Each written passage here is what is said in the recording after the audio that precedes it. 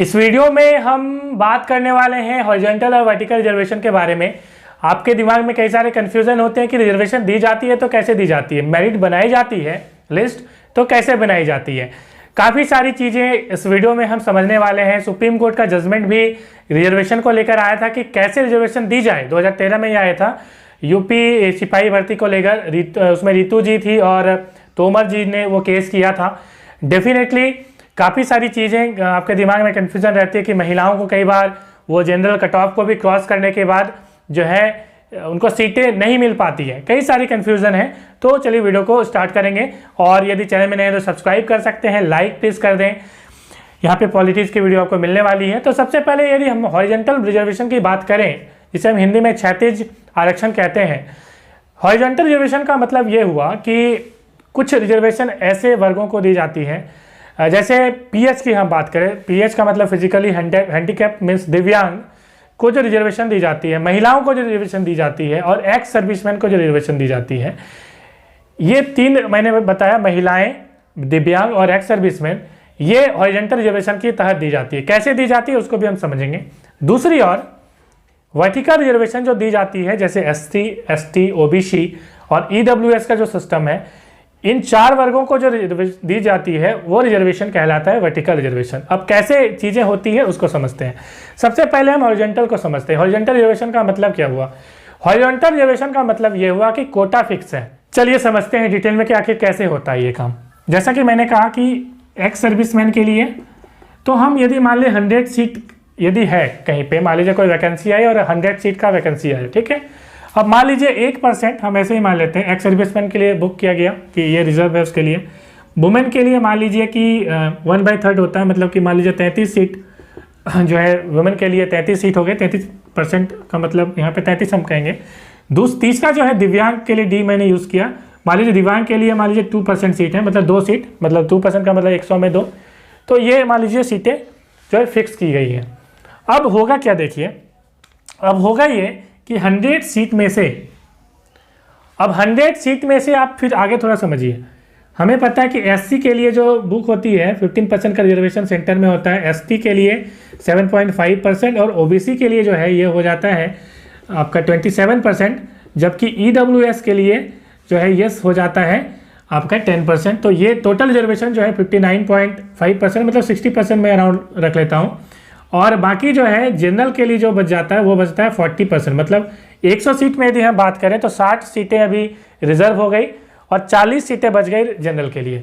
अब देखिए, अब ये जो एससी है, इस एससी कैटेगरी में भी महिलाएं होंगी।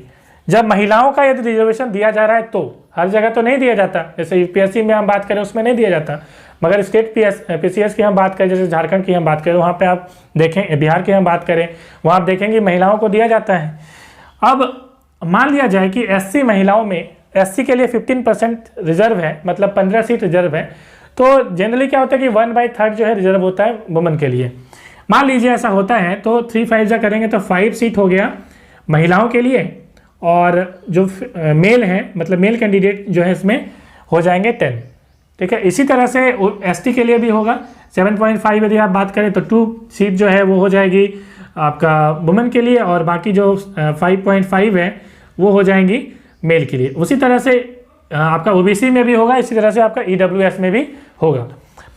अब देखिए यहाँ पे ध्यान देने वाली बात क्या है, हॉरिजॉन्टल रिजर्वेशन में क्या होता है। देखिए हॉरिजॉन्टल रिजर्वेशन में होता ये है कि 100 सीट में से यदि मान लीजिए कोई भी एक, हम पहले एक्स सर्विसमैन की बात कर लेते हैं, मान लीजिए 100 सीट में से कोई भी एक कैंडिडेट, चाहे वो जनरल का ही क्यों ना हो या एससी हो या एसटी हो, मतलब कि किसी, यदि एससी एसटी किसी भी कैटेगरी का हो, जाए वो कोई भी हो, 100 में से कोई भी हो, यदि उसमें से एक भी बंदा एक्स सर्विसमैन निकल गया, वो ऐसे ही क्वालिफाई कर गया, मतलब जनरल कट ऑफ को ही उसने क्रॉस कर लिया और क्वालिफाई कर लिया, या एससी के कट ऑफ को क्रॉस कर लिया, क्वालिफाई कर लिया, या एसटी के को क्वालिफाई कर लिया, ओबीसी को क्वालिफाई कर लिया, ईडब्ल्यूएस को ही क्वालिफाई कर लिया, मतलब मार्क्स में की बात कर रहा हूँ। मतलब 100 में से एक बंदा भी यदि ईडब्ल्यूएस का आ गया उसमें, तो ये मान लिया जाएगा कि ईडब्ल्यूएस का जो कोटा है वो फुल हो गया है। अब अलग से ईडब्ल्यूएस को रिजर्वेशन नहीं दिया जाएगा। इसका मतलब ये हुआ कि मान लीजिए 100 सीट में से एक बंदा जो है वो सिलेक्ट हो गया, वो ईडब्ल्यूएस है, भूतपूर्व सैनिक वगैरह कुछ है या एक्स सर्विसमैन है वो, ठीक है। अब ऐसा नहीं कि अलग से फिर और एक सीट दिया जाएगा 1+1, नहीं, ऐसा नहीं होता। सुप्रीम कोर्ट का जजमेंट आया था 2013 में, ये जैसा कि मैंने कहा यूपीएससी सिपाही भर्ती, उसमें भी ये चीज़ें कही गई कि इस तरह से ही जो है होगा इसमें। अब देखिए यूपीएससी सिपाही भर्ती के बारे में मैंने बताया था कि उसमें हुआ एक्चुअल में क्या था, मैं डिस्क्रिप्शन में डाल दूंगा, वो आप जाकर देख सकते हो। इतनी बातें हम समझ में आया। वुमेन के लिए भी वही होगा। वुमेन में आप होगा क्या, देखिए मैंने कहा कि 5 सीटें एससी वुमेन आएगी, उस तरह से 2 सीटें मैंने बताया कि ओबीसी से आएंगे, मतलब कि एसटी से आएंगे। उसी तरह से ओबीसी में जो है आपका लगभग आप देखेंगे तो 3 आप कर लेंगे तो यहाँ पे कितना हो जाएगा, लगभग 9 सीट हो जाएंगी। तो इस तरह से आप देखेंगे तो इसमें भी महिलाएं हैं, ठीक है। अब मान लीजिए, ध्यान से सुनिए, मैं एक एग्जांपल देता हूँ, बाकी आप खुद ब खुद समझ जाएंगे। मान लीजिए एससी में 15 में से 5 महिलाओं को जो है के लिए आरक्षित है। 15 सीटों में से 5 जो सीटें हैं वो महिलाओं के लिए आरक्षित है। मान लीजिए यहाँ पे 100 सीट में से, ध्यान से सुनिएगा, अब 100 सीट में से मान लीजिए कि उसमें 5 महिलाएं एससी वर्ग से हैं। ये कोई ज़रूरी नहीं है कि उसने एससी का जो कट ऑफ है उसको क्रॉस किया था, कोई ज़रूरी नहीं है। इस एससी महिला ने जो जनरल का कट ऑफ है वही क्रॉस कर लिया था और उसी में उसने क्वालिफाई कर लिया, मगर वो महिला है, ठीक है। अब ये जो एससी महिला है, 5 महिला मान लीजिए, 5 महिला ऑलरेडी सिलेक्ट हो गई है, जनरल के कट ऑफ से ही वो सिलेक्ट हो गई हैं।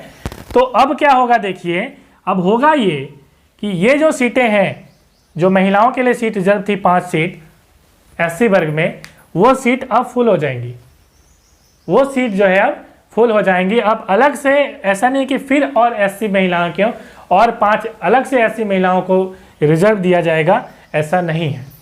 उसी तरह से हम यदि एसटी की बात करें तो 2 सीटें यदि इस 100 में से मान लीजिए 2 महिलाओं ने जनरल को भी, जनरल कट ऑफ को भी यदि उसने क्रॉस कर लिया है और वो महिला एसटी है, मैं महिला रिजर्वेशन की बात कर रहा हूँ, वो महिला यदि एसटी है तो क्या होगा कि मान लिया जाएगा कि जो एसटी में जो महिलाओं का जो रिजर्वेशन था वो फुलफिल हो गया है, कंप्लीट हो गया है। मगर हम यदि बात करें, ये चीज़ें समझ में आएगी, ये मैंने वर्टिकल रिजर्वेशन के बारे में, हॉरिजॉन्टल रिजर्वेशन के बारे में कहा।